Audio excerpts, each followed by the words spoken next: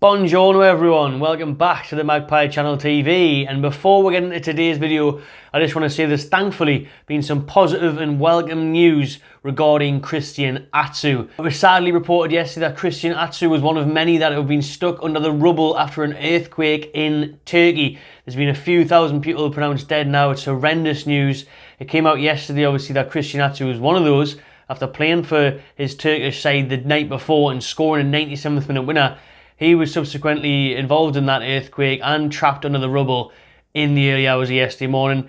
Late last night we're hearing stuff from the likes of The Guardian that Atsu was found and he was well, and he was having breathing difficulties though, and a couple of injuries including one to his right foot. But it was reported last night that he has been found and transported to hospital. Now we've had the Ghanaian FA come out and confirm this today. Newcastle United have retweeted it as well. The Ghana Football Association have said, "We've received some positive news that Christian Atsu has been successfully rescued from the rubble of the collapsed building and is receiving treatment. Let's continue to pray for Christian." Absolutely. Thoughts and prayers with Christian Atsu, ex-Newcastle United winger, his family, his friends, everyone involved, and obviously condolences to all those that have been involved in this tragic accident over there in Turkey.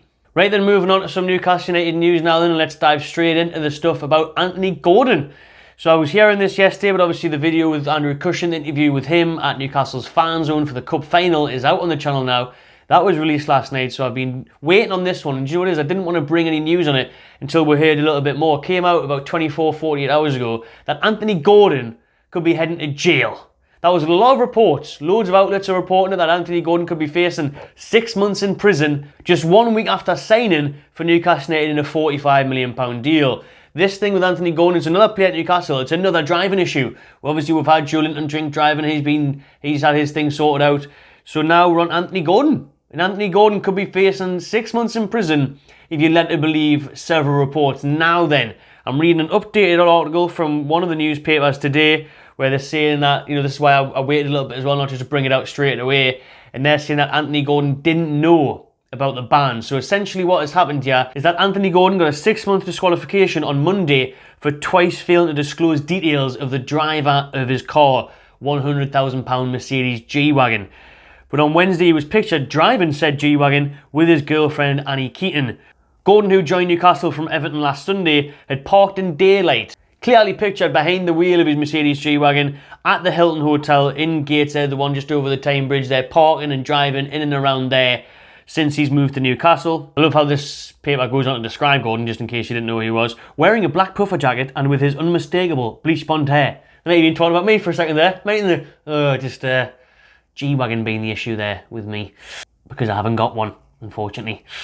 Gordon was seen clambering out of the driver's side before going inside. Bit daft this. I'll get into my thoughts in a minute actually. I'll just continue reading the article. It's understood that Gordon is not aware that he was breaching a ban.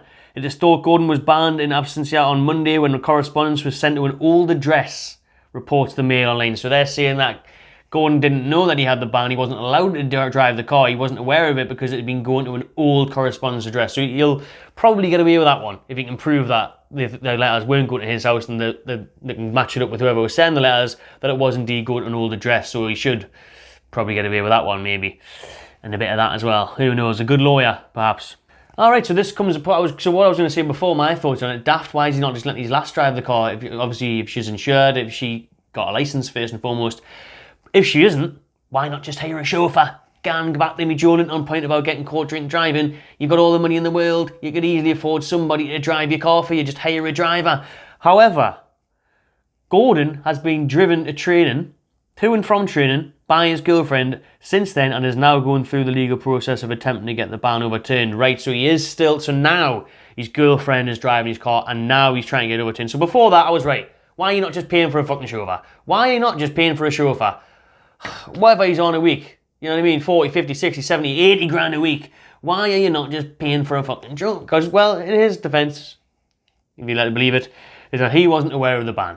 So, and if it's going to an old address, you know what I mean, who am I not to believe in and try and make a case against him? But if it does come out that he knew about the ban, then ridiculous, really. Just get someone else to drive it for you, a friend, hire a professional driver, Jason Statham, do you know what I mean, getaway car, whatever. You know what I mean? Hopefully he won't need a getaway car away from prison. So Gordon was originally banned from driving because of offences linked to parking and speeding last year. Now this is notorious with footballers, especially the parking. They just don't bother their arse to pay for parking. They can't be arsed, and I don't blame them to be fair, it's a fucking nightmare, these parking systems. The parking by phone app and stuff like that, where you have to put in the minutes and stuff. It's alright, carry on. So normally the players, loads of footballers just park up, risk it. If they've got a fine, 60 quid's like 2 pence to their minute, so they're not arsed. And they can't be asked to go to the machine and put coins in. So they just risk it and they'll get caught and they're not asked because money's never ending.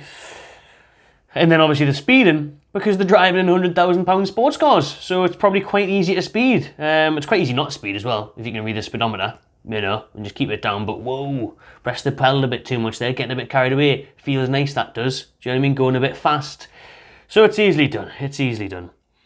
This is where it comes to the juicy parts of obviously, we're hoping obviously this isn't the crack. I'm just making, you know, taking a bit of a piss out of it. I don't think it'll happen. Because I think if you can prove that the correspondence address was an old address, then you can get away with it.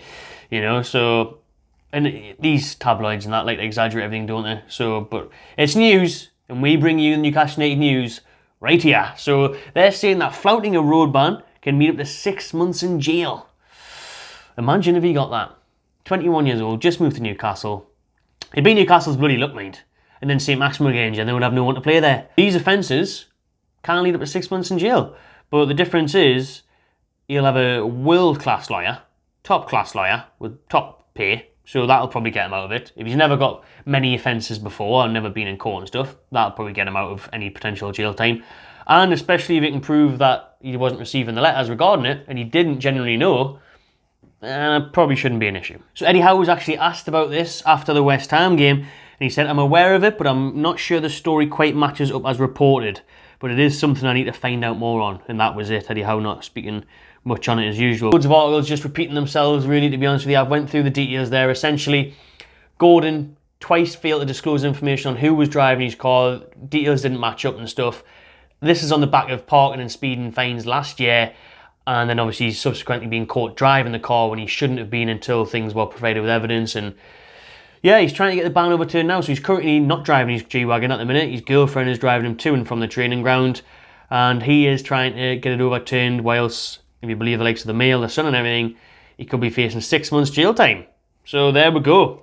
Madness. Hopefully, obviously, I've said what I've thought on it, and hopefully it doesn't obviously happen. Let me know in the comments what you make of this story. Just to quickly wrap this video up with a couple of other topics there, we've got James Maddison coming to Newcastle United this summer. Now, I'm not going to talk about this too much because we've just spent an entire month talking about transfer links and rumours and news. But the Northern Echo are reporting today that Newcastle will indeed go for Maddison in the summer as their #1 target, but now face competition from Man City. Man City should have a bloody transfer ban, at least. So there shouldn't be any competition from Man City if you want to sign anyone. So hopefully, as I've said all along, Maddison, my #1 target. Really hope we'll go back in for him, and I think we will sign him in the summer. Some good news to bring you is that Alexander Isak has returned to training this week fully. He is with the squad now, he's feeling fine, and he will be involved in the trip to the Vitality Stadium on Saturday. Newcastle's next game against Bournemouth in the late kick-off yet again on Sky, this time away from home this Saturday. So that's fantastic news because I think we did miss Isak, especially that option off the bench against West Ham at home. I think we'll miss that. Obviously, Gordon did well when he came on, missed that cutting edge, and Isak, if he was there instead of Wilson, would he have buried that header? Would he have buried that one-on-one? And then we all know we've missed Bruno, but he's still got 2 games to go on his suspension. You know, I think that'll wrap it up, to be honest. There's a couple of other things that aren't necessarily that important. We've done the premise of the video, Gordon's driving ban. We're really hoping for more news on Atsu and his recovery, and hopefully he's doing well in hospital and stuff. Anything like that we'll bring you in due course. Let us know what you thought of the video, especially the Gordon stuff. Do you think you could actually go to prison? What do you think's the crack's going to be there? Subscribe to Magpie Channel TV, and I'll see you on the next one.